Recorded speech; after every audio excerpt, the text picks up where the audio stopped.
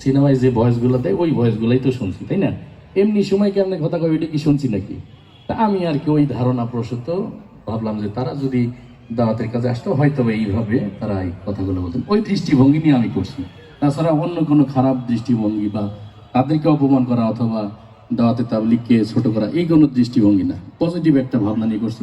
তো উদাহরণস্বরূপ মনে করেন একটা মসজিদে গেছে দাওয়াতের এখানে তো ওই মানে ডিপজলের ভাষা বললে আপনারা ভুল ধরবেন, কারণ এটা তো তারই এলাকা, ঠিক না? আমি তো অন্য জেলার মানুষ, পারফেক্ট হবে না।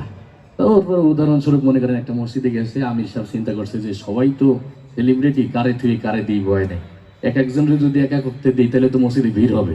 এই জন্য এক একজনের একা করতে না দিয়ে এই 6 জনরেই এক করতে দিয়ে দিই, 6টা পয়েন্ট ভাগ ভাগ করে। যাই হোক, প্রথমে ডিপজলকে বললো যে আপনি একটু নামাজের পরে এলান করে দিন।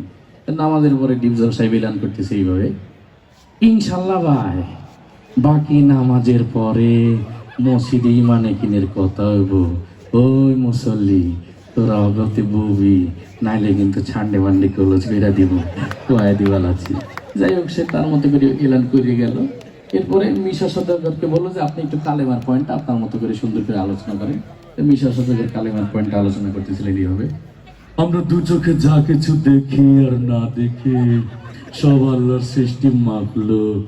মাখলুক কিছু করতে পারে না আল্লাহর হুকুম ছাড়া, আর আল্লাহ সব কিছু করতে পারে মাখলুক ছাড়া, ঠিক কিনা? তাই যাই হোক, সে তার মতো করে বললো।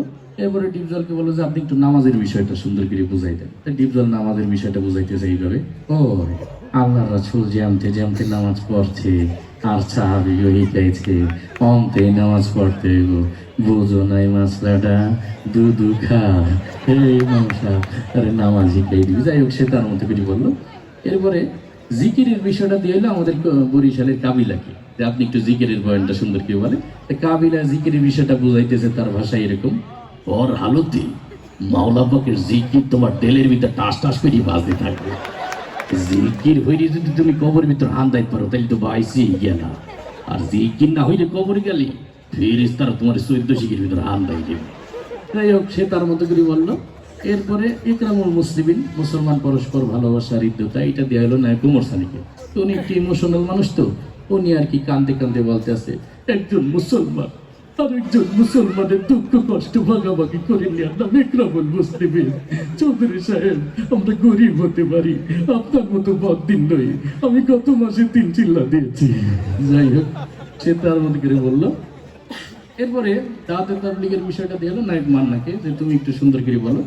মান্না তার মতো করে বলছে এইভাবে, আমরা আমরা যা কিছু করব পৃথিবীর কোনো মানুষকে খুশি করার জন্য করব না, একমাত্র আল্লাহ রাব্বুল আলামিনকে খুশি করার জন্য করব।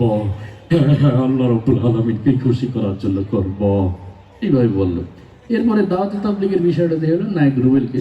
নায়ক রুবেল তার মতো করে বলছে এইভাবে, আল্লাহ দিয়া চান, আল্লাহ দিয়া মা, আল্লাহ দিয়া সময় নিয়ে আল্লাহ রাস্তায় বের হয়ে আল্লাহ দিয়া চান মার সময় সঠিক মূল্যায়ন করবি।